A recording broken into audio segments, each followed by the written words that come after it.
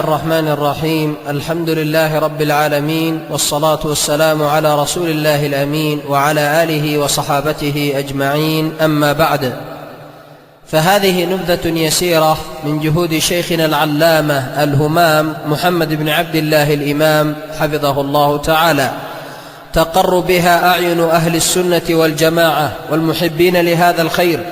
أحببت أن أذكر شيئا منها من أجل أن ندعو الله عز وجل أن يبارك في شيخنا، وأن يبارك في جهوده، وأن يجعل أعماله في موازين حسناته، وأن يرفع قدره في الدنيا والآخرة. وفيها أيضا حث لنا وترغيب للاقتداء بأهل العلم، لاقتدائهم بكتاب الله وسنة رسول الله صلى الله عليه وعلى آله وسلم، وإقامة الخير وبثه. وإيصال الخير إلى الناس يحتاج إلى توفيق من الله سبحانه وتعالى، ثم يحتاج إلى جهود مبذولة، وهذه الجهود تحتاج إلى رجال أقوياء أصحاب صبر وحكمة وصلة قوية بالله سبحانه. ولشيخنا الإمام حفظه الله جهود مباركة أحببت أن أبث بعضها، ونحن نعتبر أن هذا من فضل الله سبحانه على شيخنا، ومن فضل الله أيضا على أهل السنة وعلى المجتمع. نسأل الله أن يحفظه، وأن يحفظ هذا الخير، وأن يحفظ دعوة أهل السنة. إن ربي سميع مجيب الدعاء. يقول الإمام الوادعي رحمه الله في شيخنا حفظه الله: فهو جامع بين العلم والعمل والدعوة. ويقول فيه أيضا الشيخ الفاضل الداعية الفقيه المحدث. انتهى كلامه رحمه الله. ويقول الشيخ الوالد محمد بن عبد الوهاب الوصابي رحمه الله في شيخنا الإمام: هو ممن نفع الله به نفعا عظيما، وهو من حفاظ كتاب الله عز وجل، وقائم على دار الحديث العامرة بمعبر، وله المؤلفات القيمة النافعة، وله جهود مشكورة في الدعوة إلى كتاب الله وإلى السنة على فهم سلف الأمة. ويقول الشيخ محمد الصومني حفظه الله في شيخنا الإمام حفظه الله: يعتبر ركنا من أركان الدعوة السلفية في اليمن. ويقول الشيخ عثمان السالمي في شيخنا الإمام حفظهم الله: وهو شيخ وعالم من علماء أهل السنة والجماعة في اليمن، عرف بالجد والاجتهاد في العلم والتعليم والدعوة والتأليف، وعرف بالغيرة على الدين وعلى السنة. ويقول الشيخ البرعي حفظه الله في شيخنا: إنه أحد مشائخ الدعوة السلفية في اليمن في هذا العصر، تتلمذ على يد شيخنا مقبل ابن هادي الوادعي رحمه الله، ثم أنشأ دار الحديث في معبر بدأ فيها من الصفر، وتوسعت حتى انتشر صيت الدار في أرجاء المعمورة. له دعوة قوية جدا عمت السهل والجبل. انتهى كلامه حفظه الله. ويقول الشيخ عبد الله حداد في شيخنا الإمام حفظهم الله: قال: يعتبر مفخرة البلاد اليمنية، مشهود له بالفضل. انتهى كلامه حفظه الله. ويقول الشيخ نعمان الوتر في شيخنا الإمام: قال: نسأل الله أن يبارك فيه وفي علمه، وأن يجعله قرة عين لأهل السنة. انتهى كلامه. ويقول الشيخ علي الرازح في شيخنا حفظه الله: قال: صحبته سفرا وحضرا، فألفيته فيما أحسبه والله حسيبه، ولا أزكي على الله أحدا، ممن هيأه الله لحمل هذا الدين والدعوة إليه وإيصاله إلى الناس على الوجه الصحيح. انتهى كلامه. وإن جهود شيخنا حفظه الله إنها جهود مباركة، من يطلع عليها وينظر إليها بعين الإنصاف يحمد الله ويشكره على هذه النعمة العظيمة المباركة، ويدعو الله لشيخنا أن يبارك فيه وأن يعينه ويسدده. ولا أحب الإطالة، وإنما هذا من باب الاختصار. نقول أولا: لقد أعطى ربنا سبحانه وتعالى شيخنا حفظه الله همة عالية، والهمة العالية لها دور كبير في تحقيق كثير من الخير بفضل الله. يقول ابن القيم رحمه الله: فمن علت همته وخشعت نفسه اتصف بكل خلق جميل. ويقول رحمه الله كما في مفتاح دار السعادة: وكمال كل إنسان إنما يتم بهذين النوعين: همة ترقيه وعلم يبصره ويهديه. وقد من الله على شيخنا بهمة عالية يعرف ذلك كل من جالسه وسار معه. يقول الشيخ الوالد محمد بن عبد الوهاب الوصابي رحمه الله: والشيخ الإمام بارك الله فيه ذو همة عالية وذكاء متوقد وتواضع جم وحرص على الخير. ويقول الشيخ محمد با موسى عن شيخنا حفظه الله: فقد جمع الله له بين العلم والحلم والدعوة والتأليف والتعليم. انتهى كلامه. وسأضرب أمثلة على ذلك يتبين بها الحكمة، يتبين بها الهمة الكبيرة والجهود المباركة في هذه الدعوة، أعني دعوة أهل السنة والجماعة، الدعوة التي اختارها الله عز وجل والتي جعل فيها الخير للناس والبركة للمجتمع وجعل فيها النفع. نسأل الله أن يديم خيره وأن يديم فضله وإحسانه. وكلامي هنا هو على شيء من الجهود الدعوية، وإلا فجهود أخرى يقوم بها شيخنا حفظه الله كثيرة، ولنا بإذن الله سبحانه وتعالى ترجمة له، نسأل الله أن يسر بطبعها وأن يسر بإتمامها، بعنوان اللآلئ الحكام في ترجمة شيخنا العلامة المحدث محمد بن عبد الله الإمام. وقد أخذتها هنا منها هذه النبذة في باب جهوده الدعوية، فليس كلامي هنا لا على صفاته الخلقية ولا على صفاته الخلقية التي يتحلى بها والتي يتصف بها، ولا على دار الحديث، ولا على ثناء العلماء عليه، ولا على غير ذلك مما في الترجمة الأصل، ولكن من باب جهود في باب الدعوة إلى الله سبحانه وتعالى. فمن جهود شيخنا حفظه الله جهوده المباركة التي يقوم بها في داره، دار الحديث بمعبر. فهذه الدار تعتبر من نعم الله سبحانه على المسلمين عموما، وأهل اليمن خصوصا، وأهل السنة على وجه أخص. يفد إلى هذه الدار طلاب العلم الشرعي بالآلاف من الرجال والنساء، أصبحت مأوى لأهل السنة والجماعة. يفد إليها طلاب العلم، تدخل في هذه الدار فتصاب بالدهشة وينطلق لسانك بطلب البركة والمعونة من الله. آلاف الطلاب. قال شيخنا عبد الله بن عثمان حفظه الله: وطلاب الشيخ الإمام عشرات الآلاف وإن كانوا يأتون ويذهبون. انتهى كلامه. قلت: تحضر هذه الحلقة العلمية لشيخنا حفظه الله وترى طلاب العلم على طبقات الناس كبارا وصغارا وشبابا، والكل على لهفة ورغبة في الاستفادة وحسن الإنصات والإصغاء لما يلقيه عليهم حفظه الله.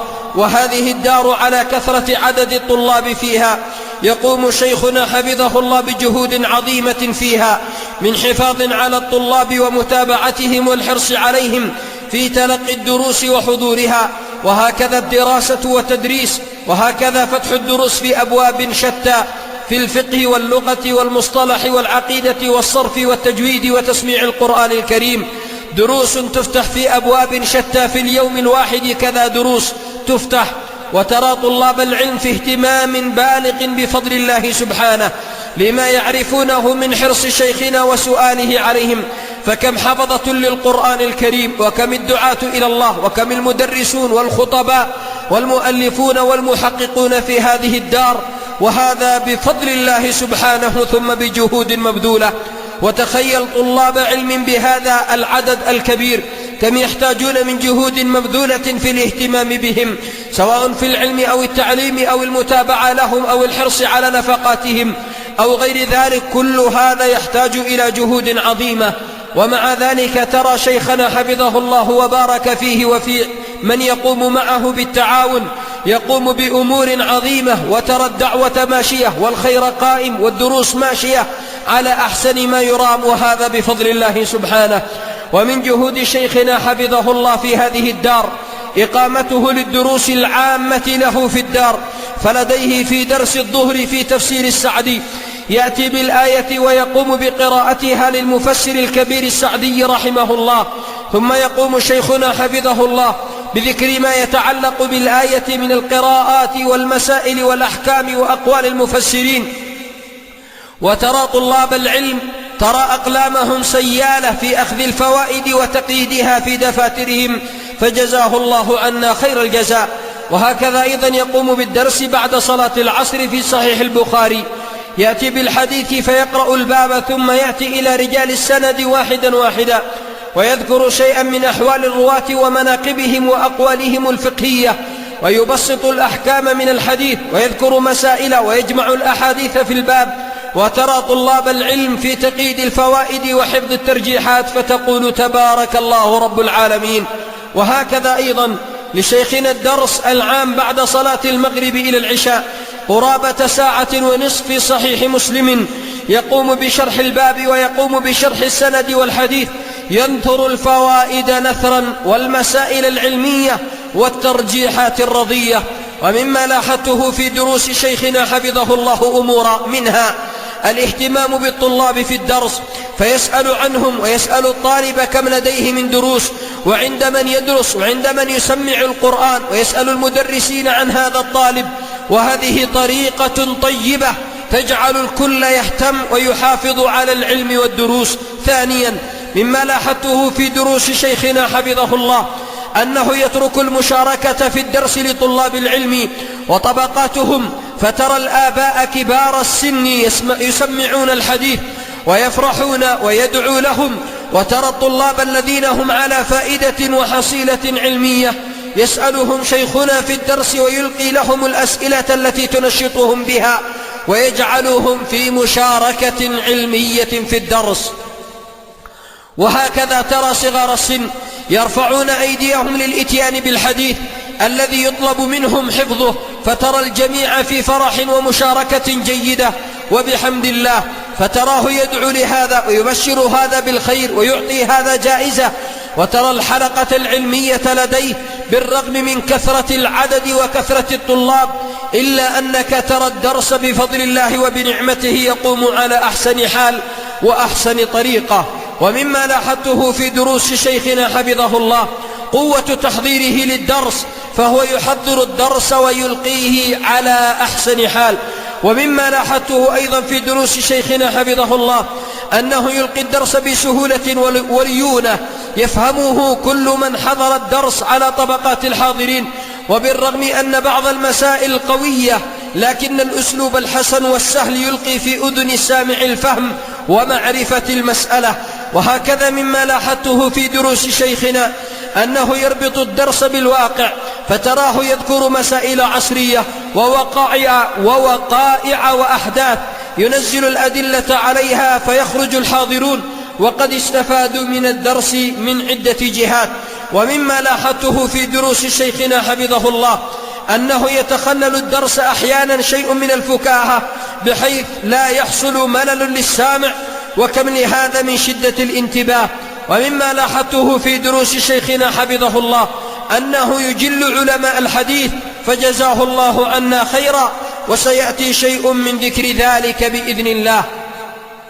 ومن جهود شيخنا حفظه الله الدعوية أن عنده حسن إدارة لدار الحديث لمن هم تحت يده، فتراه في داره دار الحديث تارة يجلس مع العزاب الذين هم في الدار ويقوم بتوجيههم وينصح لهم، وتارة مع المزوجين يلقي لهم النصائح والتوجيهات في الهمة في العلم وتلقي العلم، وتارة مع أبناء الأسر، وتارة مع الخطباء، وتارة مع المدرسين، وتارة يجلس مع المستفيدين، وتارة مع المسؤولين الذين هم في الدار، وتارة مع الحراس، يقوم للجميع بالنصح والتوجيه والإرشاد والتعليم، وكم يحصل بذلك من النفع والخير، نسأل الله أن يكتب له بذلك الأجر.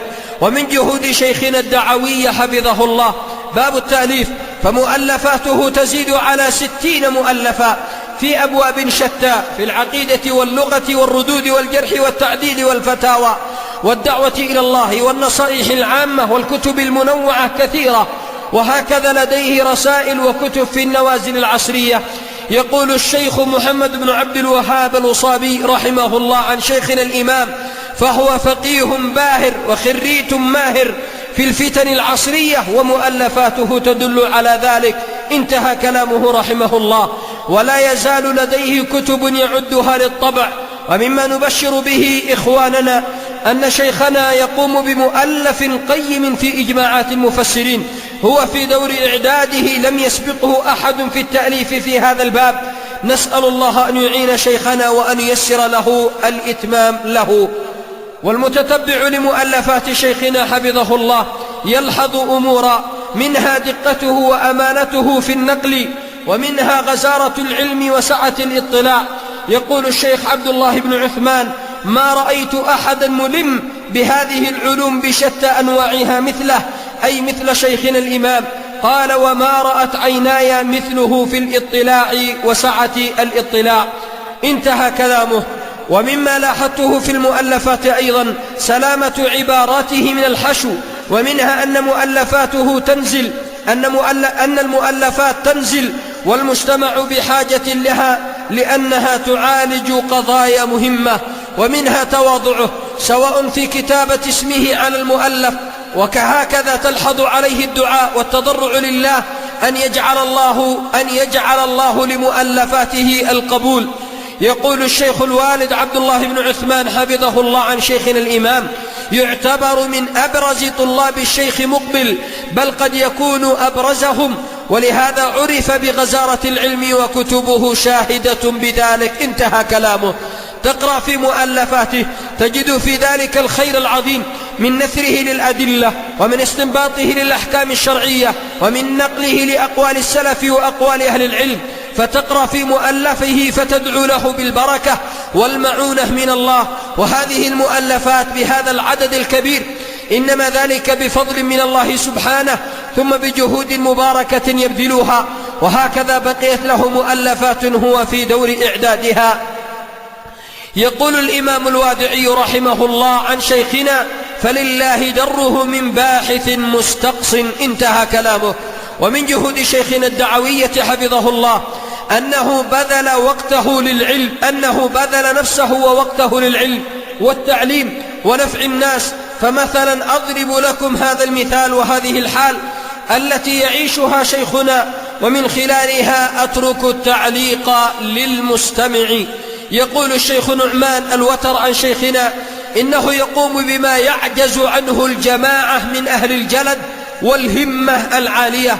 ويقول أيضا: وحياة الرجل حياة أمة من الناس. انتهى كلامه.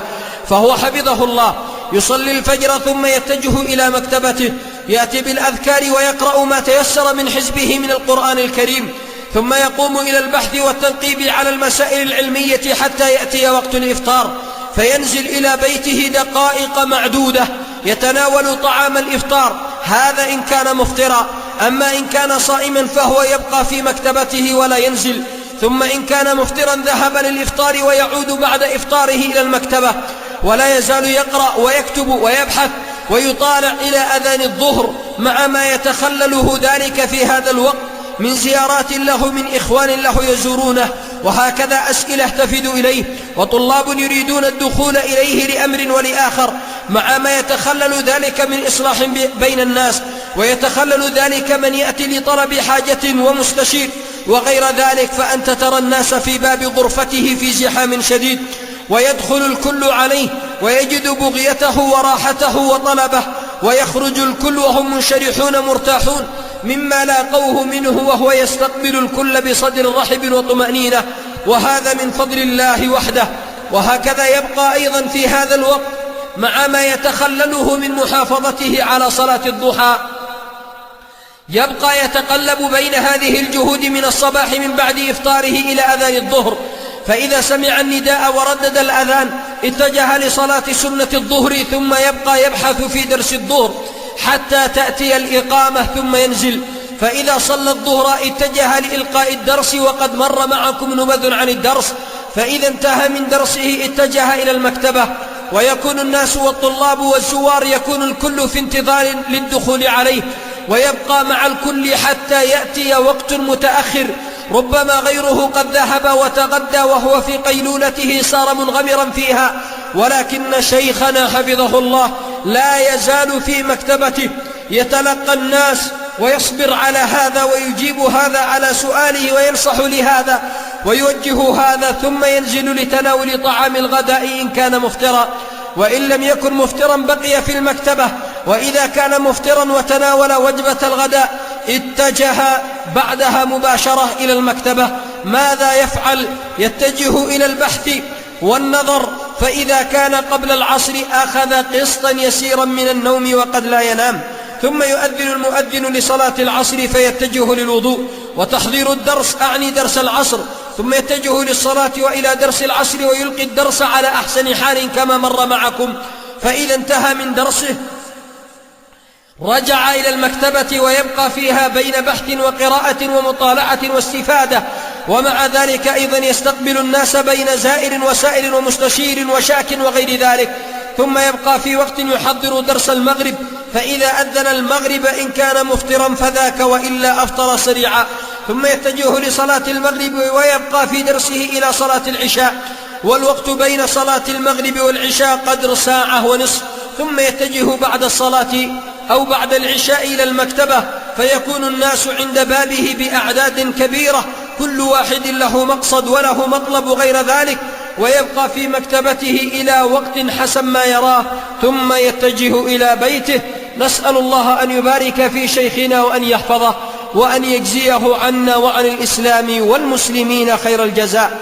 ومن جهود شيخنا حفظه الله أنه قام بتأسيس المكتبة الضخمة التي لا يعلم لها مثيل في بلادنا اليمنية، وهي المكتبة العامة لدار الحديث بمركز معبر. هذه المكتبة التي تدخل فيها فتصيبك الدهشة والعجب من كثرة ما فيها من المراجع والكتب والرسائل المنوعة في أبواب شتى. مكتبة ضخمة جدا، تعتبر هذه المكتبة روضة واسعة من رياض العلم، ينهل منها طلبة العلم يتعلمون منها ويتفقهون فيها. وشيخنا حفظه الله عنده حرص شديد على شراء الكتب واقتنائها والبحث عنها وإدخالها في مكتبته. تدخل هذه المكتبة فتراها كبيرة في وسعها وفي عرضها، الكتب فيها متنوعة في أبواب شتى ومراجع كثيرة، بل لا يعلم لهذه المكتبة في هذا الوقت الراهن مثيل في اليمن. نسأل الله أن يحفظها وأن يحفظ شيخنا على هذه الجهود المباركة المبذولة التي تركها له ولمن بعده، والتي كان فيها المراجع العظيمة يستفيد منها الكتاب والمحققون والمؤلفون والخطباء والوعاظ، يستفيد منها المجتمع، وهذا من فضل الله سبحانه. نسأل الله أن يديم خيره وأن يحفظ هذا الخير، إنه سميع مجيب الدعاء. ومن الجهود المباركة التي يقوم بها شيخنا حفظه الله خطبه ومحاضراته، وهذا الباب حدث ولا حرج، كم نفع الله بخطبه، كيف لا ودار الحديث يحضرها آلاف من الناس، يقدره بعضهم بأكثر من 8,000 مصل في يوم الجمعة. وتصور أن بعضهم يأتون من عدة أماكن ومن محافظات لسماع الخطبة ولسماع ما يلقيه حفظه الله، فما ينتهي من الخطبة إلا ويتسابق الناس على تعبئة الذواكر وسماعها، بل بعضهم يتصل مباشرة بعد الخطبة يسأل عن ماذا كانت خطبة الشيخ إذا لم يحضرها، فكم نفع الله به، خصوصا أن الله وهب شيخنا صوتا جميلا في قراءته للقرآن، ووهبه الله صوتا قويا مؤثرا لا تشبع من سماعه. إذا خطب على صوته واحمر وجهه وانتفخت أوداجه تطبيقا لما كان عليه النبي صلى الله عليه وسلم، فكم نفع الله به في هذا الباب، فكم خطبة نشرها فانتفع منها الناس في اليمن وفي خارجها، نسأل الله أن يجزيه خيرا. ومما حباه الله عز وجل لشيخنا قوة العلم والأسلوب والإقناع في باب خطبه ومحاضراته، نسأل الله أن يجزيه خيرا على ما يقوم به من الجهود المباركة التي يبذلها حفظه الله. ومن الجهود التي يبذلها شيخنا حفظه الله جهوده في موقعه في النت، فترى موقعه حافلا بالخطب والمحاضرات والتأليف والدروس والفتاوى والمقاطع الصوتية والنصائح. يدخل هذا الموقع كذا من المحبين للشيخ، وتفتح الموقع وترى أنه قد دخل للموقع أعداد كبيرة متكاثرة عبر العالم، وهذا من فضل الله سبحانه. نسأل الله أن يجزيه خيرا وأن يكتب أجره وأن ينفع بجهوده الإسلام والمسلمين. ومن جهود شيخنا حفظه الله الدعوية حرصه على إخوانه وطلابه في التواصل معهم والسؤال عنهم وعن أحوالهم والدعاء لهم والنظر في احتياجاتهم، فكم تراه يتواصل عبر الهاتف مع إخوانه وطلابه في عدة محافظات في الجمهورية اليمنية، يتصل بهم، وكم يدخل بذلك من السرور عليهم، وكم يحصل بذلك من لم شمل هذه الدعوة. فتسمعه مرة في درسه يقول: تواصلنا مع إخواننا في محافظة كذا، ويبشر الطلاب ويبشر الإخوة بأن حال إخواننا في خير ولله الحمد والمنة. وكم يحصل بهذا الخير من زيادة التحام الدعوة وتآلف القلوب وترابطها أكثر. نسأل الله أن يبارك في الجميع. ومن جهود شيخنا الدعوي حفظه الله الفتاوى الشرعية، فكم الذين يأتون إليه من أجل الفتاوى ويخرجون وهم مقتنعون بالفتاوى. فكم تسمع من كثير من الناس إذا سمعوا هذه الفتوى من الشيخ حفظه الله أخذ الأمر بقوة وباهتمام واعتماد. فتسمع البعض يقول: نريد فتوى من الشيخ الإمام حفظه الله. فإذا عرفوا أن هذه فتوى من شيخنا اطمأنوا لها. وشيخنا يستقبل الفتاوى سواء وهو في مكتبته أو عبر الهاتف أو غير ذلك، فهو لا يألو جهدا في نفع الناس بقدر ما يجد من القدرة، وهذا من فضل الله سبحانه وتعالى عليه. فكم نفع الله بفتاواه، فكم تكون سببا في تهدئة وضع وفي إصلاح بين الناس وفي تبصير المسلمين في أمور دينهم، فجزاه الله خيرا. ومن جهود شيخنا الدعوية حفظه الله أنه يحل كثيرا مما يحصل لبعض إخوانه وطلابه، بالذات في الوضع الراهن.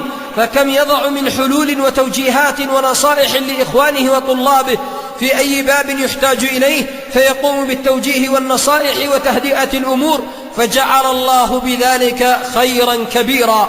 ومن جهود شيخنا حفظه الله الدعوية أن فتح مركزا لإنقاذ الناس بفضل الله مما أصيبوا به من السحر والمس والعين. فكم جعل الله في هذا الباب من نفع للناس وإنقاذ لهم من إفساد عقائدهم، وهكذا كما أنقذهم من العقائد الشركية من حروز وتمائم وغير ذلك.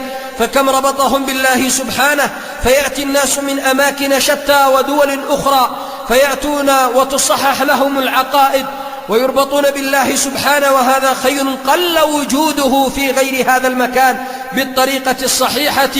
نسأل الله أن يجعل هذه الجهود في ميزان حسناته، إنه سميع مجيب الدعاء. إلى جانب أنه جعل أوقاتا ينصح بها المرضى ويوجههم ويرشدهم، فيخرجون وهم على خير عظيم من صحة المعتقد وسلامته، وهو يمنع من أخذ أجرة على القراءة ويقوم بالتعاون مع القراء، فجزاه الله خيرا. ومن جهود شيخنا الدعوية حفظه الله أنه يغرس في قلوب السامعين حب العلماء ومشايخ هذه الدعوة، أعني الدعوة السلفية قديما وحديثا، فلا يرضى أن يكون من طلابه من يطعن في علماء الحديث، بل يحذر من ذلك ويدعو طلابه إلى المحافظة على مكانة العلماء والاحترام لهم ومعرفة قدرهم، حتى في من تكلم فيه تجده يقول: سيعرفون واقعنا وسيعرفون حالنا، ويوم من الأيام سيعرفون أننا معذورون. وتجد أحيانا من طلابه من يقول: يا شيخ نريد أن نرد، فيقول لا، فيزرع في قلوب طلابه مكانة العلماء، فجزاه الله خيرا. وهذا جهد يزرع في قلوب الناس والطلاب المكانة هي للحديث، فإذا حصل ذلك أخذ العلم واستفاد الطلاب من علمائهم ومن كتبهم قديما وحديثا بحمد الله رب العالمين. ومن جهود شيخنا حفظه الله الدعوية أنه يرسل من طلابه للدعوة إلى الله سبحانه وتعالى في القرى والمدن والمحافظات. فكم يخرج من طلابه دعوة إلى الله سبحانه، بالذات في يوم الخميس والجمعة يخرجون إلى عدة محافظات وقرى وبوادي، يخرج أعداد كبيرة، فترى السيارات مكتظة بالخطباء والدعاة إلى الله، ويلقى الطلاب الاحترام من الناس والتقدير لهم والفرح بهم عند أن يعلموا أنهم من طلاب شيخنا الإمام حفظه الله.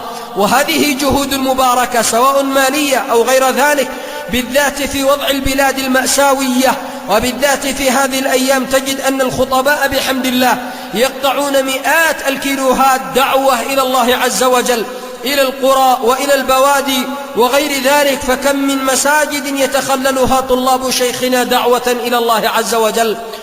وتبيين الخير للناس، فتجد أن طلابه قد خاضوا كثيرا من البقاع اليمنية، وهذا لأنه حفظه الله بسبب الأوضاع الراهنة ما يقدر يخرج للدعوة إلى الله، وإلا فقبل هذه الأوضاع في البلاد خاض اليمن شمالا وجنوبا شرقا وغربا، دخل القرى والمدن والمحافظات، وكان يحضر له بالآلاف بالأعداد الهائلة. يقول الشيخ عبد العزيز البراعي حفظه الله عن شيخنا الإمام: له دعوة قوية جدا عمت السهل والجبل، فلا تكاد تذهب جبلا ولا شعبا ولا واديا في اليمن إلا وقد وصله الشيخ محمد الإمام، إن لم يصل هو وصل طلابه. انتهى كلامه حفظه الله. ولكن مع هذا الوضع الراهن في البلاد اليمنية لا يقدر الخروج. نسأل الله لبلادنا الأمن والسلامة والعافية. وهذا إلى جانب أن من طلابه من هم أئمة للمساجد وخطباء، فكم المساجد التي سلمت لشيخنا، وكم مساجد يقوم عليها طلابه، إلى جانب دور الحديث التي يقوم طلاب شيخنا حفظه الله بها. ومن جهود شيخنا حفظه الله الدعوية قيام بالمحافظة على هذه الدعوة، دعوة أهل السنة والجماعة، هذه الدعوة المباركة. يقول الشيخ البراعي حفظه الله عن شيخنا الإمام: ودعوته دعوة سلفية سار فيها على نهج شيخه مقبل رحمه الله وغيره من علماء أهل السنة. انتهى كلامه. ويقول الشيخ الصوملي حفظه الله عن شيخنا الإمام: يدعو إلى كتاب الله وسنة رسوله صلى الله عليه وسلم من كتاب الله وسنة رسوله صلى الله عليه وسلم على فهم السلف الصالح رضي الله عنهم أجمعين. انتهى كلامه. وهذا الحفاظ منه لهذه الدعوة يتمثل في أمور: أولا دعوته إلى هذه الدعوة، فهو يقذف في قلوب الناس حب هذه الدعوة، سواء عبر دروسه أو خطبه أو محاضراته أو لقاءاته أو كتبه، فكم يحرص على هذه الدعوة ويحببها إلى قلوب الناس، ويقذف في قلوب الناس مكانة هذه الدعوة وحب أهلها وحملتها. ومن حرصه أيضا على هذه الدعوة، أعني دعوة أهل السنة والجماعة، محافظته عليها. يقول الشيخ عبد الله بن عثمان حفظه الله عن شيخنا: فهو حريص جدا على هذه الدعوة. انتهى كلامه. قلت: وبالذات في هذا الوقت الراهن الحرج الصعب الذي تمر به البلاد اليمنية، فالبلاد اليمنية نسأل الله أن يحفظها وأن يحفظ سائر بلاد المسلمين، تمر بمرحلة شديدة وصعبة، والدعوة السلفية تمر بمؤامرات لإدخالها في صراعات وإدخالها في الفتن، ولكن بفضل الله وحده سبحانه، ثم بجهود علماء الدعوة السلفية في اليمن، ومنهم شيخنا ووالدنا الإمام حفظه الله، بفضل الله سبحانه. ثم بهذه الجهود دفع الله شرا كبيرا كثيرا من الفتن، وإلا من يسمع بحال البلاد يعرف قوة الموقف الصعب فيها.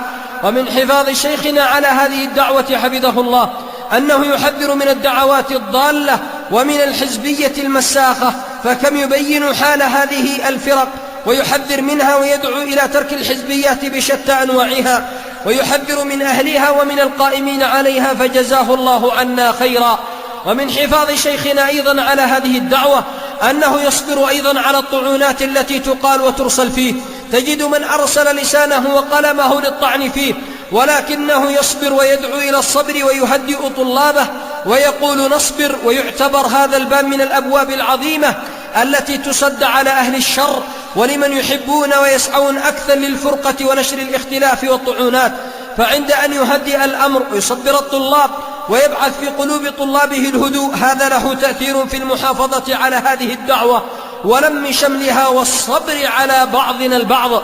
وأنا أقول إن هذا الطاعن لو عرف الحالة الشديدة في اليمن وعرف حال البلاد وما تمر به لكان داعيا للعلماء وللمشائخ وللدعوة أن يحفظها الله وأن يحفظ علماءها، فبعضهم أرسل لسانه وقلمه بالذات على شيخنا حفظه الله، فمرت الأيام والشهور ووضحت الأمور، وعرف من عرف أن شيخنا حفظه الله كان موفقا فيما فعله في الحفاظ على هذه الدعوة وعلى أهلها وعلى دور الحديث وعلى طلاب العلم وعلى هذه الدعوة. فهذا الخير وانتشار الدعوة له أسباب بعد فضل الله ومنته.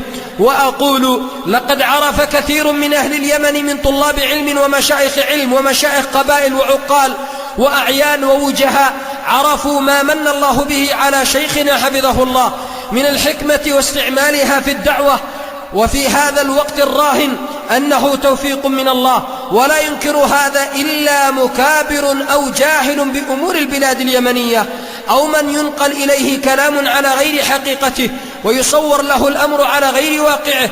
وإلا من عرف حال البلاد في هذا الوقت وقبله عرف ما وفق فيه شيخنا حفظه الله وما أكرمه الله به. فنقول إن أهل السنة والجماعة في البلاد اليمنية بحاجة إلى إخوانهم أن يدعوا الله لهم بالتوفيق والسداد، وأن يدفع البلاد أو أن يدفع الفتن عن البلاد جميعا، لأنه إذا لم يعرف الحال في هذا الوقت، وإذا لم يكن الشخص معينا لإخوانه بالدعاء في هذا الوقت الراهن، فمتى سيكون؟ إذا لم يلتمس العذر ويقدر الحال وينظر للمصالح والمفاسد في مثل هذه الأوقات، فمتى سيكون هذا؟ فنقول لإخواننا ولمشائخنا حفظهم الله وبارك فيهم وزادنا وإياهم من الخير: انظروا إلى الحال والوضع وكونوا أعوانا لإخوانكم بالدعاء لهم والتواصل معهم والسؤال عن أحوالهم وتفقد أحوالهم. هكذا كان السلف قديما وحديثا، يتفقدون حال إخوانهم ويدعون لهم ويكونون في مآسي شديدة لما يعانيه إخوانهم. ولنا أسوة، فرسول الله صلى الله عليه وسلم يقول كما جاء في صحيح مسلم عن النعمان بن بشير قال النبي صلى الله عليه وسلم: مثل المؤمنين في توادهم وتراحمهم وتعاطفهم مثل الجسد إذا اشتكى منه عضو تداعى له سائر الجسد بالسهر والحمى. إذن هذه نبذة مختصرة يسيرة ألقيتها في هذا الوقت اليسير. نسأل الله أن يبارك في الجميع، وأن يجزي شيخنا ووالدنا العلامة محمد الإمام، نسأل الله أن يجزيه خير الجزاء، وأن يبارك فيه وفي جهوده، وأن يبارك في طلابه، وأن يبارك في القائمين معه في دار الحديث، وأن يبارك في علمائنا ومشايخنا مشايخ الدعوة السلفية في اليمن، فهم قائمون على جهود مباركة عظيمة جميعا، والكل لديه مشاركة في الخير وتعاون في الخير ومواصلة في الخير وتشاور في باب الخير. وليس كلامي هذا إلا من باب أن شيخنا الإمام لدينا ترجمة فأحببنا أن نبث هذا، وإلا فمشايخ اليمن جميعا لهم جهود عظيمة ومباركة في الحفاظ على هذه الدعوة المباركة السلفية، فهم قائمون بجهود على هذه الدعوة، ولكن نسأل الله أن يعينهم وأن يكتب أجرهم وأن يرفع قدرهم وأن يجزيهم عنا خير ما جاز عليه العباد الصالحين. نسأل الله بمنه وكرمه أن يجعلهم في خير وعافية، وأن يدفع عنا وعنهم وعن سائر المسلمين كل سوء وفتنة، كما نسأل الله أن يحفظ بلاد اليمن وأن يدفع عنا كل سوء ومكروه، ونسأل الله أن يحفظ علماءنا ومشايخنا ومشايخ هذه الدعوة في اليمن وفي خارج اليمن، ونسأل الله أن يرحم من مات من علماء أهل الحديث قديما وحديثا، ونسأل الله أن يغفر لهم وأن يرحمهم وأن يرفع درجاتهم عنده في المهديين. إن ربي سميع مجيب الدعاء، والحمد لله رب العالمين.